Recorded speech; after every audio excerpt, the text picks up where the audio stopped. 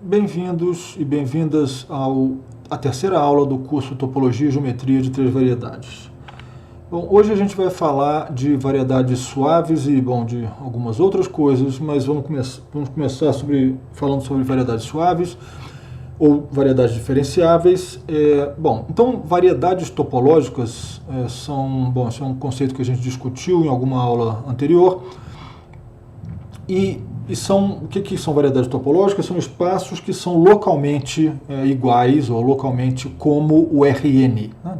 N a dimensão está fixada, então uma N variedade topológica é uma coisa que numa vizinhança de todo pontinho tem um homeomorfismo com um pedacinho do Rn. Né? Então isso aí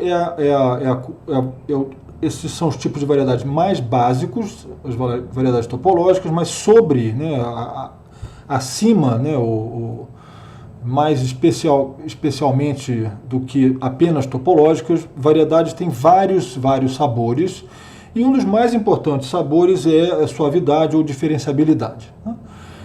Então, como é sempre o caso, numa N variedade, todo ponto é parametrizado por N parâmetros reais. Né? Essas vizinhanças são homeomorfas a pedaços do Rn, portanto tem N parâmetros reais. E é exatamente essa propriedade aí de estar, quando a gente está no Rn, que a gente vai usar para poder especificar sabores específicos de variedade. Então a gente vai abstrair certas qualidades do Rn, que a gente quer transportar para a nossa variedade. E a qualidade de ser capaz de falar de funções suaves ou diferenciáveis é o que a gente quer colocar em evidência aqui no conceito de uma variedade diferenciável. Tá? Então, o que é? Bom, a definição está aqui, é um espaço topológico, que é uma N variedade topológica, mas as cartas coordenadas têm que formar um chamado atlas, e não apenas um atlas topológico, mas um atlas diferenciável. E o que é ser um atlas diferenciável? Bom, isso é sempre, o sabor de diferenciabilidade é uma coisa que tem que sempre se referir ao Rn. Então, se a gente tem duas cartas coordenadas aqui, como φ e ψ, a gente transporta as coisas para o Rn e discute diferenciabilidade no Rn. Bom, e a diferenciabilidade é discutida em termos dessa composição aqui. Mas deixa eu mostrar uma figura. Está aqui a figura onde isso fica perfeitamente claro. Então, aqui em cima, a gente está aqui a variedade M, digamos. Isso aqui, começa a sua existência como um espaço topológico ou mesmo uma variedade topológica. Mas aí, isso quer dizer que numa vizinhança de todo ponto P aqui da variedade M, eu posso encontrar uma identificação de uma vizinhança com algum pedaço do Rn. Então aqui a gente está em algum Rn. Bom, agora, a gente pode encontrar várias formas de identificar vizinhanças do ponto, várias vizinhanças do mesmo ponto com Rns. Então aqui tem duas formas de identificar uma vizinhança de P, então aqui é φ de P, aqui é ψ de P, de identificar vizinhanças de P com Rn, e a gente chama essa variedade de diferenciável quando, quaisquer duas formas que você escolher para identificar vizinhanças de P com o Rn, a mudança de coordenadas, isto é, você usa essa coordenada para chegar aqui, então isso aqui é um pedaço do Rn. Você vai na direção oposta por φ-1 e depois segue por ψ de volta para o Rn, então agora você está saindo do Rn e voltando para o Rn, então aqui faz sentido falar de uma função diferenciável, e esse atlas aqui ser diferenciável é dizer que todas essas mudanças de cartas coordenadas, essas trocas de coordenadas, são diferenciáveis. Então isso aí que quer dizer ser um atlas diferenciável. E é claro que a gente poderia trocar essa palavra aqui esse sabor da variedade por outros sabores. Você poderia falar de atlas holomorfo, atlas isométrico, atlas mensurável, etc, etc. Então, isso é discutido, é bastante discutido no capítulo 3 das notas. Bom, e o que isso nos permite fazer? Bom, talvez a função, né, principal, primordial de falar de variedades diferenciáveis é ser capaz de diferenciar funções, ou pelo menos para começar, de definir funções, o que é uma função diferenciável na variedade. Né? Então, quer dizer, uma vez que a gente tenha, né, que a gente saiba que M, né, é uma variedade diferenciável, eu declaro, né, que uma função definida em M é diferenciável, né, se ela o é em cartas coordenadas. Isto é, se esse tipo de composição, se esse tipo de composição aqui é diferenciável para cada carta coordenada φ. Né? Bom, então o que é ser diferenciável? Uma função ser diferenciável no ponto P, bom, eu trago P, né, para o Rn aqui, por uma carta coordenada qualquer, né, a composição primeiro vai por φ-1 para cá e depois vai para R por F, é uma função que sai do Rn, né, de novo, para R, né, de Rn aqui para R, e eu sei exatamente, nós todos sabemos o que é definir uma função diferenciável num pedaço, em algum ponto de Rn. Né? Bom, e o que é importante aqui é que essa definição é independente, né, da escolha da carta coordenada que eu tomo, porque se eu escolher outra carta coordenada psi aqui, né, e aí eu levo aqui para psi de P, dizer que F composto com psi-1 é diferenciável, né, é equivalente a dizer que F composto com φ-1 é diferenciável. Bom, por quê? Porque a composição, né, porque F, eu vou escrever aqui, F composto com psi-1 é igual a F composto com φ-1 composto, né, com φ composto com psi-1. E se φ composto com psi-1 é diferenciável e F composto com φ-1 é diferenciável, então essa composição aqui é diferenciável. Né? Se só se. E, portanto, quer dizer, uma vez que essas trocas de coordenadas são diferenciáveis, eu sempre posso definir diferenciabilidade através de uma carta, porque tanto faz qual carta que eu escolho. Tá? Bom, da mesma maneira, quer dizer, se eu vou até usar um quadrinho negro aqui, né, a gente pode definir variedade diferenciável, uma função diferenciável entre variedades. Né? Então, agora você tem duas variedades diferenciáveis M e N, e uma função entre elas, né, F, né, e como que a gente decide se F é uma função diferenciável? Bom, novamente, através de cartas, né, eu pego um ponto P qualquer aqui, se eu quero saber se F é uma função diferenciável nesse ponto P, eu levo F por uma carta coordenada para φ de P dentro do Rn, olho para F de P aqui, pego uma carta coordenada nessa vizinhança, e levo para um outro. Essa variedade aqui, inclusive, pode ter uma dimensão diferente. Né? Isso aqui é em Rn, essa aqui é uma N variedade, essa aqui é uma M variedade. Né? Então a gente leva para cá. Isso aqui é psi, digamos, de F de P. Né? E, bom, e essa composição aqui, né? Psi composto com F composto com φ-1, né?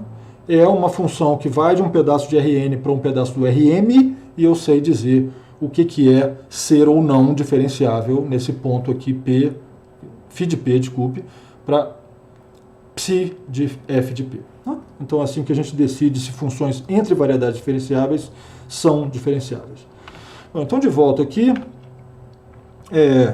e tem um conceito que a gente não vai falar muito aqui, mas que está descrito nas notas e que é extremamente importante, a gente deve falar disso um pouco depois, que são chamadas XG variedades, onde G é um pseudogrupo, e o tipo de pseudogrupo, bom, eu não vou discutir pseudogrupos aqui, isso aí está bem explicado nas notas, mas o tipo de pseudogrupo que nos interessa particularmente são pseudogrupos que definem estruturas métricas nas variedades que nos permitem não apenas falar de diferenciabilidade, mas também de distâncias, de comprimentos, de linhas retas, etc. Né?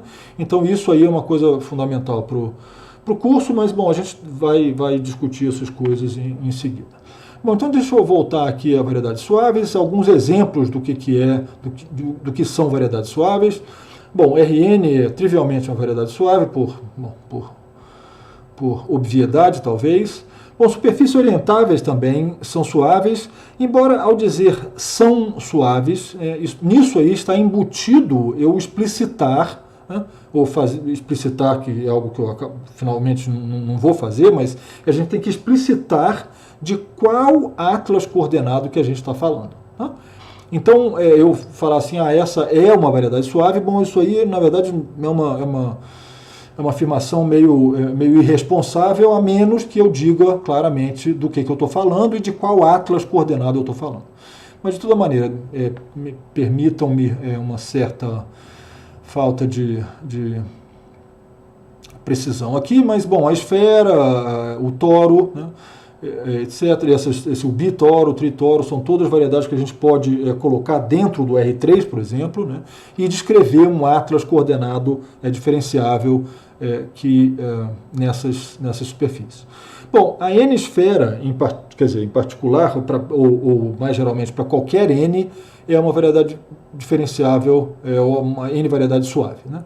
Em particular, a 1-esfera, que é o círculo, né, e a 2-esfera, que a gente tem esse desenho aqui, são variedades suaves. Bom, e tem várias formas de construir variedades suaves, uma vez que você sabe que algumas variedades são suaves, você pode construir outros exemplos de variedades suaves, e o exemplo mais típico é o produto cartesiano. Né? Você sabe que M1 e M2 são suaves, são variedades diferenciáveis, então o produto cartesiano, M1 vezes M2, também é diferenciável e meramente você pega um atlas diferenciável aqui, um atlas diferenciável aqui e pega o produto, né, dos atlas diferenciáveis. Bom, em particular, por exemplo, esse toro aqui, né, esse toro aqui, talvez mais precisamente, né, esse que a gente pega, que são difeomorfos, afinal de contas, mas de toda maneira, a gente pode pensar em uma dessas direções aqui como o S1, né? Então o círculo, na verdade, a gente poderia pensar nele como um toro. O que é o círculo? Bom, é um R, né? Bom, é o intervalo 0, 1, no qual você identifica o ponto 1 com o ponto 0. Né? Esse toro aqui pode ser pensado como o produto de S1 com S1, isto é, eu tenho um círculo nessa direção, outro círculo nessa direção aqui, né? E eu cometo, por assim dizer, as duas identificações ao mesmo tempo. Né? Eu identifico esse lado com esse lado aqui, que é a mesma coisa que identificar 0 com 1 na coordenada y, e eu identifico esse lado vertical com esse lado vertical aqui, que é a mesma coisa que identificar 0 com 1 na coordenada x. Né? Bom, e assim por diante, eu posso definir o 3 toro, o 5 toro, o 17 toro da mesma maneira. Né? O 3 toro, em particular, é algo que a gente já viu antes, inclusive a gente viu como seria viver dentro do 3 toro. Então, deixa a gente ver alguns não exemplos também. Bom, um primeiro não exemplo é esse aqui. Bom, e esse aqui é um não exemplo, não por falta de diferenciabilidade, mas por falta de ser porque sequer uma variedade topológica esse exemplo aqui porque uma vizinhança desse ponto central aqui, desse infinito aqui, né, esse ponto central, não tem nenhuma vizinhança, né, que é homeomorfa a nenhum R, né, R1, R2, R10, porque, em particular, se você quiser provar isso, quer dizer, não tem nenhum R que tenha a propriedade que se você tira um ponto, você obtém 4 componentes conexas. Né? Então, isso aí é uma prova que isso aqui sequer uma variedade topológica em particular, não é uma variedade diferenciável.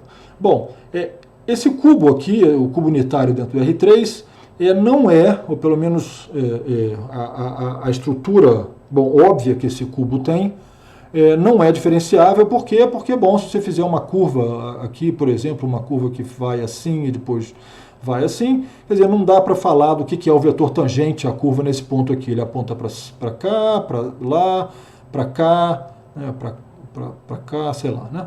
Então, bom, isso aí, intuitivamente, o que torna esse cubo aqui um não exemplo, né?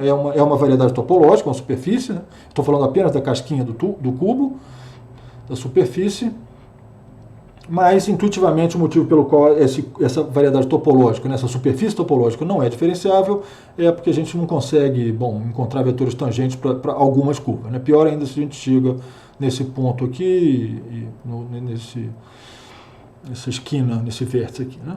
Bom, no entanto, né, como eu falei anteriormente, que a gente precisa de dizer qual o atlas diferenciável que a gente está usando, bom, é possível sim tornar esse cubo diferenciável. Na verdade, é possível até tornar esse cubo uma superfície de Riemann, né? Isso também é discutido nas notas, mas a gente não vai entrar nesses detalhes aqui. Mas aqui está um desenho, né, do que seria uma suavização do cubo, né? Você pode usar a estrutura diferenciável da esfera, né? Pega uma esfera aqui dentro, digamos, inscrita no cubo, e projeta o cubo, digamos, radialmente para essa esfera, e aí puxa, né, a estrutura diferenciável da esfera de volta para o cubo.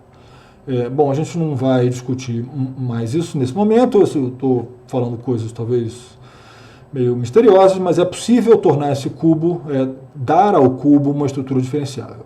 E isso é como preâmbulo, de certo modo, para mostrar que, bom, esse tipo de afirmação que é possível tornar variedades diferenciáveis, trianguladas, etc., em variedades suaves, é uma coisa que vale em dimensões 2 e 3, e 1 também, mas não vale para dimensões maiores ou igual a 4. Então tem variedades topológicas, há variedades topológicas em dimensão 4 que não são suavizáveis. Tá? De novo, é um assunto que a gente não vai discutir, mas é importante mencionar. Bom, como que a gente constrói variedades diferenciáveis? Bom, a gente começa construindo, como toda variedade, de certo modo, começa a vida, né? Bom, pelo menos no sentido lógico, né?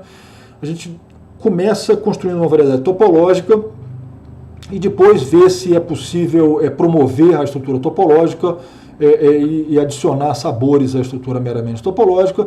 E a maneira mais comum de construir variedades topológicas é usando colagens. Né? E colagens incluem vários tipos de construções, como, por exemplo, as chamadas partições de Heegard, que a gente viu um exemplo delas ao discutir a três-esfera como deixa eu ver se eu desenho aqui. Então, quando a gente falou da três-esfera como sendo dividida em dois toros sólidos, né, a gente... isso daqui, na verdade, é o que se chama uma partição de Heegard da três-esfera. Tá? Então, isso aqui, quando a gente cola, né, os bordos desses toros aqui, isso aqui se torna três-esfera, né, a gente discutiu isso na aula anterior, e esse tipo de partição de uma três-variedade em dois pedaços são chamados de partições de Heegard, mas tem várias outras maneiras de fazer colagens topológicas, por exemplo, triangulações, colagens de poliedros, somas conexas, cirurgia de Den, que é um assunto extremamente interessante e rico, mas o que a gente vai discutir aqui nessas aulas mais colagens de poliedros em particular. Então vamos ver aqui a ideia geral de colagens. Bom, a gente começa com pedaços simples, por exemplo, poliedros, por exemplo, podia ser até tetraedros, poliedros, talvez o poliedro mais simples, né? E a gente pega as faces desses pedaços simples, né? Faces são pedaços do seu bordo, por exemplo, os triângulos, né? As faces triangulares de um tetraedro, ou as faces pentagonais de um dodecaedro, né? E identifica, escolhe pares de faces e identifica esses pares por algum homeomorfismo. Né? Tipicamente, por exemplo, por um homeomorfismo linear, se essas faces são lineares. Né? Bom, o terceiro passo é se certificar de que o quociente desse tipo de construção é, de fato, uma variedade topológica, e além disso, quer dizer, uma vez que a gente certifica que se trata de uma variedade topológica, a gente tem que se preocupar se essa variedade topológica adquire, né, sabores mais refinados como suavidade, e isso, uma maneira de identificar isso é saber se as colagens elas próprias não foram meramente homeomorfismos, mas se podem ter sabores mais agradáveis, do tipo serem difeomorfismos. Bom, então, por exemplo, se a gente faz uma colagem desse quadrado aí para produzir um toro, né, a gente pode fazer essa colagem desse lado com esse aqui, por exemplo, por uma translação, colar esse lado aqui com esse aqui por uma translação. Bom, e aí a gente talvez tenha que se preocupar o que acontece quando essa translação e a outra translação se interagem aqui nesse vértice, mas é possível mostrar que o quociente, que nesse caso aqui é meio caricatural, porque a gente está usando isometrias, e se a gente for fazer isso num pedaço de papel mesmo, o resultado aqui seria todo amassado, né? Ou dobrado, no mínimo. É possível mostrar que esse quociente aqui é de fato uma variedade diferenciável, aliás, mais do que isso, é uma variedade linear, e mais do que isso, é uma variedade onde você pode definir uma estrutura euclidiana. E aí tem um exercício interessante que a gente deixa aí nas notas de aula, que é o que acontece com esse hexágono aí, né, quando a gente faz as identificações indicadas por essas setinhas aqui, né? Então identifica esse lado com esse por uma translação, esse lado com duas setinhas com esse também por uma translação vertical, e esse lado com esse por uma translação nessa direção aí. Bom, em dimensão maior, a gente tem que fazer colagens, dimensão 3 em particular, a gente tem que fazer colagens de poliedros, né? Como mostra essa figura aí. E bom, e o que quer dizer, em dimensão 2, no final das contas, toda a colagem acaba produzindo uma superfície. O perigo de a gente obter depois da colagem, desde que a colagem esteja minimamente bem definida, o quociente sempre é uma superfície ou duas variedades, né? Mas em dimensão 3 isso às vezes não é o caso. Então está aqui um exemplo, né, que a gente já mencionou. A gente pode obter o 3 toro, que é uma trisvariedade, né, começando com um cubo, né, agora esse é um cubo sólido, né, em R3, identificando as faces, né, as faces com etiquetas A aqui, as faces com etiquetas C dos dois lados e as faces de cima e de baixo etiquetadas com B. Então isso aí esse 3 toro aqui, isso aqui é homeomorfo ou até difeomorfo ao produto cartesiano de três círculos, por exemplo. Isso é uma variedade não só topológica, mas diferenciável e até euclidiana, tem vários sabores interessantes, né? A gente já viu como é que é morar num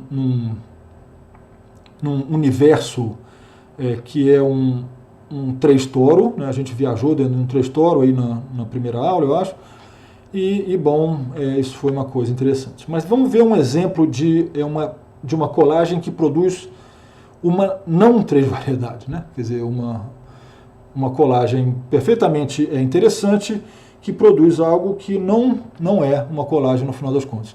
Então, a colagem está representada por esse octaedro e a gente cola faces com a mesma cor. Então, as duas faces azuis são coladas com a mesma cor, as duas faces vermelhas, duas faces vermelhas são identificadas, e são identificadas da maneira óbvia, né? Quer dizer, deixa eu parar aqui, por exemplo, em algum lugar.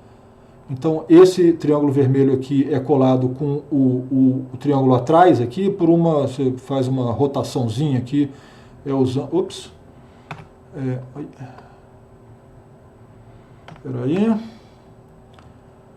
faz uma rotação usando esse ponto aqui como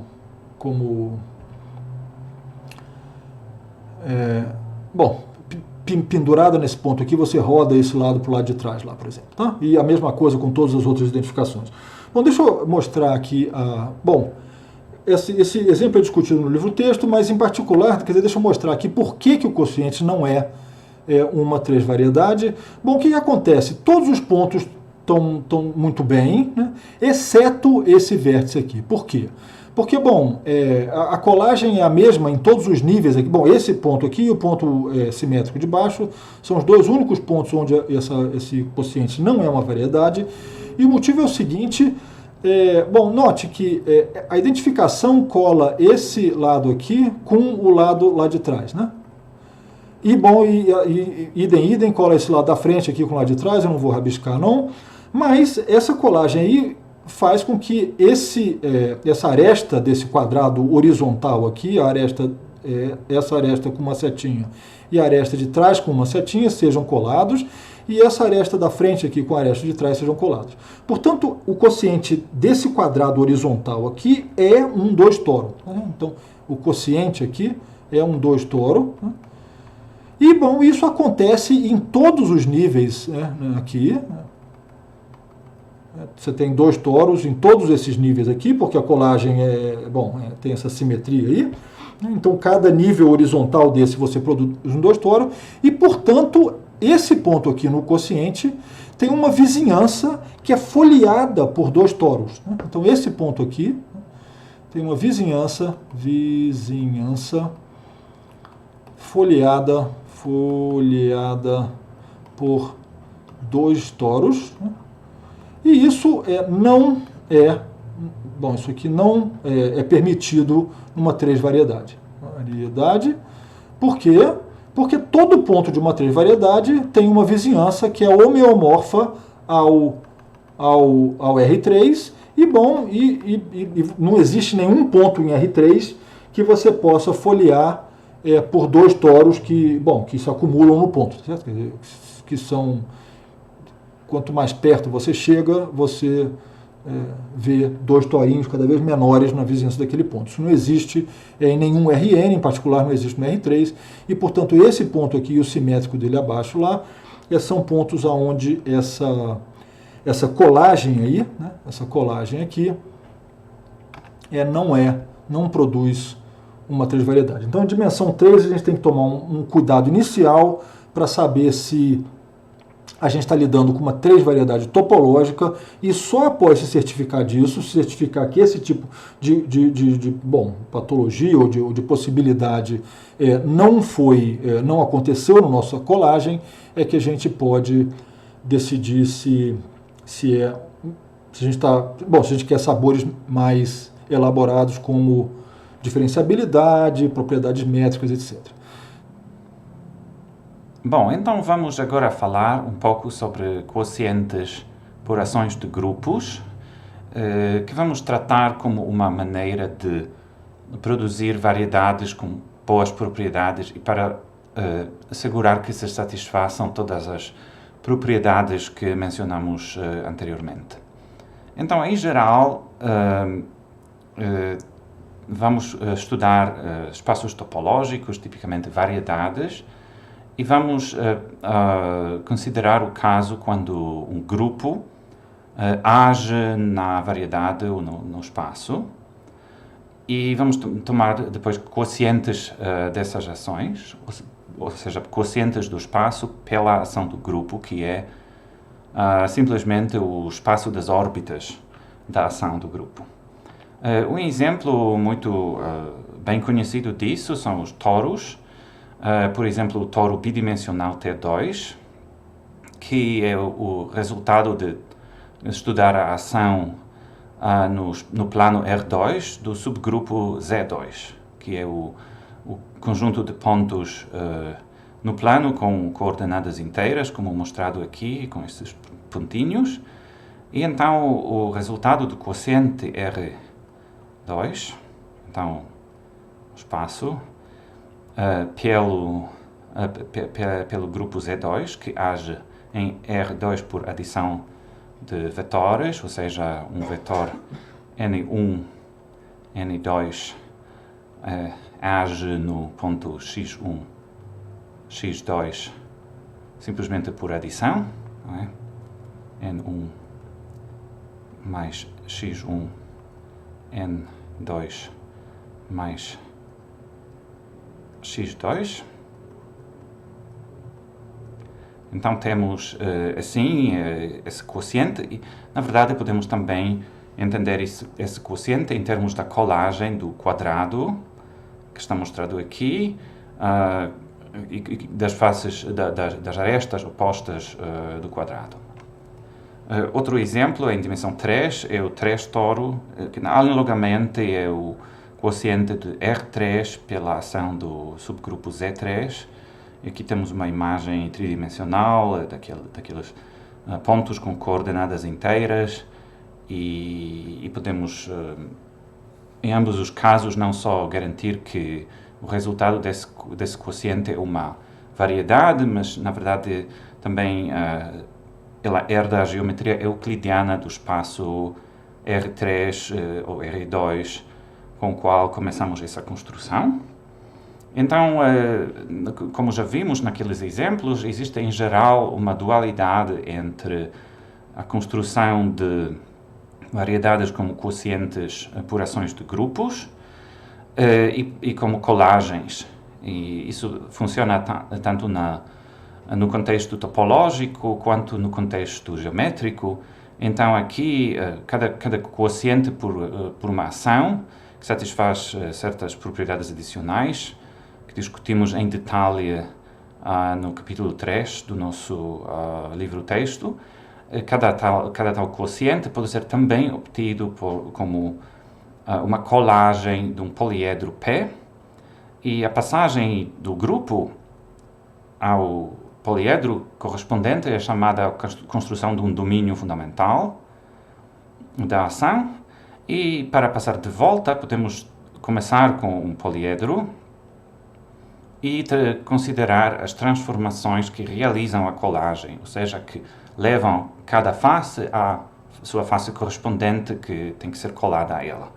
Então, um exemplo muito concreto disso é, mais uma vez, o 3 toro, onde podemos considerar, claro, a imagem quociente, que é R3 dividido por Z3, então é quociente pela ação do grupo, mas, ao mesmo tempo, podemos considerar o cubo unitário.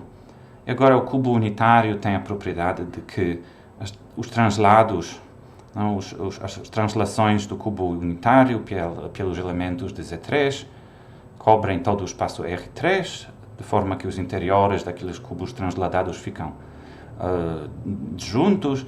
E, na verdade, as translações que geram o grupo Z3 correspondem às transformações geométricas que levam cada face à face oposta do cubo que realiza a colagem. E como essa colagem é feita por translações que são diferenciáveis, o quociente é uma variedade diferenciável também. Claro, sim. E agora vamos tentar fazer algo parecido no caso da três-esfera, que também é uma três-variedade com muita estrutura adicional, estrutura geométrica. Então vamos começar pensando em como realizar esses grupos que agem na três-esfera. A ferramenta principal são os quaternios. Então, a ideia geral dos quaternios é a seguinte: os números complexos podem ser construídos como pares de números reais. Então, podemos começar com dois números AB reais e construir um número complexo Z igual a mais BI, onde I é um novo elemento que não era um número real, que satisfaz esta equação I ao quadrado igual a menos 1, ou seja, é uma raiz do polinômio x ao quadrado mais 1. Não é? Isso chama-se extensão algébrica de um corpo. Neste caso, o corpo dos reais pode ser estendido com esse elemento I. Podemos formar assim o corpo dos números complexos. A ideia é agora fazer a mesma coisa mais uma vez. Então, começar com pares de números complexos, ou começar com números complexos e fazer uma extensão do mesmo tipo, mas não é possível fazê-lo da mesma forma algébrica, porque C já é um corpo algebricamente fechado, então não existem nenhumas extensões não triviais algébricas, mas podemos fazer algo parecido na teoria dos anéis. Então, estender C, mas não a um corpo, mas a um anel não comutativo. E vamos denotar este anel não comutativo H. Agora, a construção é a mesma, análoga. Começamos com dois números complexos e fazemos um elemento Q da forma A mais BI, mais a segunda parte é C mais DI vezes J, onde adicionamos esse novo elemento J, que não é um número complexo, mas que satisfaz também J ao quadrado igual ao menos 1. E agora, para simplificar essa expressão, podemos fazer as multiplicações e vamos introduzir o símbolo K, que é I vezes J, Deste modo, o quaternio pode ser escrito nesta forma em termos dos quatro coeficientes reais A, B, C e D. Então, isso será a nossa definição formal dos quaternios. Ou seja, vamos dizer que um quaternio é uma expressão desta forma, A mais BI mais CJ mais DK, onde A, B, C e D são números reais. E a coisa interessante é como fazer adição e multiplicação de quaternios. Então, a adição é muito simples, porque é simplesmente por componentes. Então, é o mesmo que a adição de vetores de 4 coordenadas, ou vetores em R4, de tipo A, B, C, D, visto como um vetor em R4. Mas a multiplicação é um pouco mais complicada e não comutativa, mas satisfaz, é completamente determinada, na verdade, por essas igualdades aqui. Então, por exemplo, para multiplicar dois quaternios na forma simbólica assim, temos que fazer as óbvias multiplicações e usar distributividade. Então, por exemplo, multiplicando A com A', obtemos este produto aqui, A vezes a linha. E para fazer algo mais interessante, por exemplo, este BI multiplicado com o C'J dá-nos BI vezes C'J. E agora podemos escrever isso como BC' e J, mas como dissemos anteriormente, e J é K, então é BC' K, e é responsável por esse elemento aqui, BC' vezes K. E vocês podem continuar esta calculação e obter todos os coeficientes nesta expressão. Agora, as propriedades desta multiplicação fazem com que o anel H é um anel não comutativo, então é uma estrutura um pouco menos regular do que um corpo, mas tem muitas boas propriedades, em particular continua a ser uma álgebra real, ou seja, tratando cada quaternio como um vetor em R4, podemos continuar a fazer as operações vetoriais, não é? Podemos multiplicar um vetor por um escalar lambda de forma normal. E esta multiplicação por escalares reais comuta com a multiplicação quaterniónica, isto é, ela satisfaz a propriedade de H ser uma álgebra e não só um anel. Então, uma álgebra é essencialmente um anel e um espaço vetorial ao mesmo tempo. Mas uma maneira interessante de pensar nos quaternios é definir a álgebra dos quaternios em termos de matrizes 2 vezes 2, é algo que fazemos também nas nossas notas. Então, a cada quaternio A mais BI mais CJ mais DK corresponde a uma matriz da forma que escrevemos aqui. E esta matriz,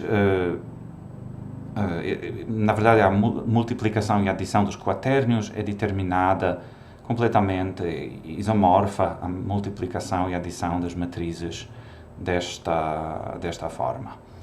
Ou seja, isso podemos tratar isso como uma definição alternativa de quaternios, matrizes 2 vezes 2, desta forma simbólica. Agora, uma das consequências de tudo isso é que os quaternios formam uma álgebra normada. Então, a norma de um quaternio é definida por essa igualdade e é simplesmente a mesma que a norma de um vetor em R4, ou seja, o comprimento de um vetor em R4. A propriedade mais interessante da norma é que ela é multiplicativa, ou seja, a norma de um produto de dois quaternios é igual ao produto de normas. A prova disso é bastante simples, porque, como já dissemos, a cada quaternio Q igual a mais BI mais CJ mais D mais DK corresponde a uma matriz da forma A mais BI menos C menos DI C menos DI e A menos BI. Vamos chamar essa matriz A. E agora já sabemos que a adição e multiplicação de matrizes desta forma corresponde à multiplicação dos quatérnios. E, além disso, se calculamos o determinante da matriz A, isso é igual ao produto das entradas na diagonal principal, A menos BI, menos o outro produto, que é C menos DI, vezes menos C menos DI. E agora o que vemos aqui, o produto de um número complexo com o seu conjugado, isso é A ao quadrado mais B ao quadrado. E aqui temos mais ou menos a mesma coisa, só que temos este menos, mas eu posso fazê-lo mais, fazendo mais aqui também. Então temos um número complexo C mais DI, o conjugado dele. Então C ao quadrado mais D ao quadrado, isso é exatamente a norma do quaternio Q elevada ao quadrado. Então, a norma de um quaternio que é produto de dois quaternios Q1 e Q2 ao quadrado é igual ao determinante do produto das duas matrizes, que eu vou denotar A1 e A2. Mas como sabemos, o determinante de uma matriz é multiplicativo, então isso é igual a determinante de A1 vezes determinante de A2. Isto é a norma de Q1 ao quadrado vezes a norma de Q2 ao quadrado. Isso completa a prova que a norma dos quatérnios é multiplicativa, porque podemos agora tomar raízes quadradas de ambos os lados. Bom, e uma das consequências desta multiplicatividade da norma é que cada quaternio não zero tem um inverso multiplicativo que é dado por esta igualdade aqui,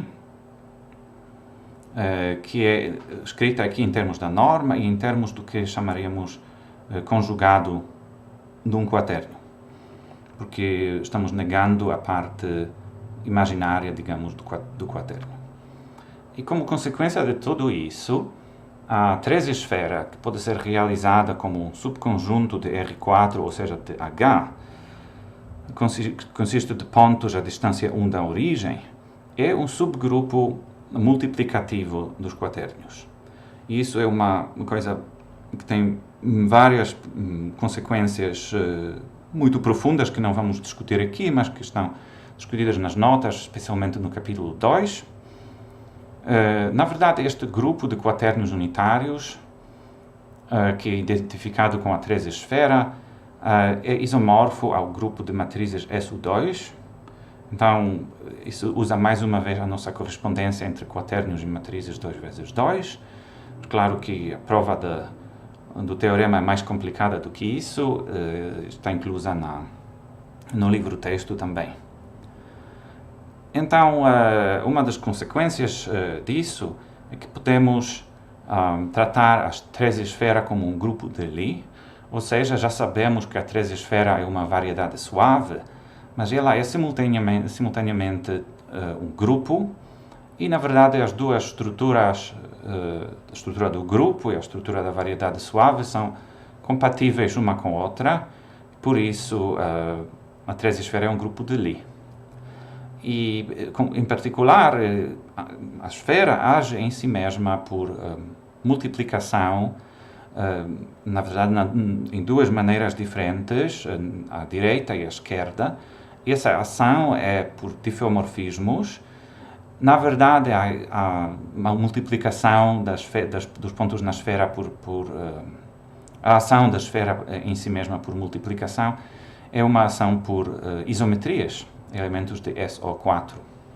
Então, em seguida, vamos utilizar este fato para definir quocientes da treze-esfera por ações de grupos, tomando simplesmente subgrupos de S3, e vamos deixar um subgrupo G, digamos, agir em toda a treze-esfera. O quociente, que é o espaço das órbitas, será uma variedade desde que G seja um grupo finito. E, na verdade, por causa da ação ser por isometrias, a variedade de quociente M herda as propriedades geométricas, a geometria esférica que estava presente na 3-esfera. Um exemplo muito concreto disso, muito simples, é do grupo que consiste dos dois quaternios 1 e menos 1 dentro de S3. Então, o quociente é o resultado de colar cada ponto x dentro da 3-esfera ao ponto antípode menos x.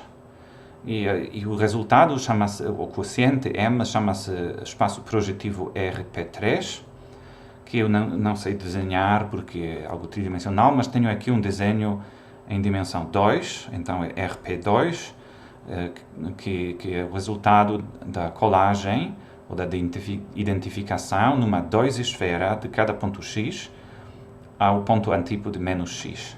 Então é RP2, RP3, a ideia é a mesma, mas é mais difícil de desenhar, então temos apenas essa caricatura.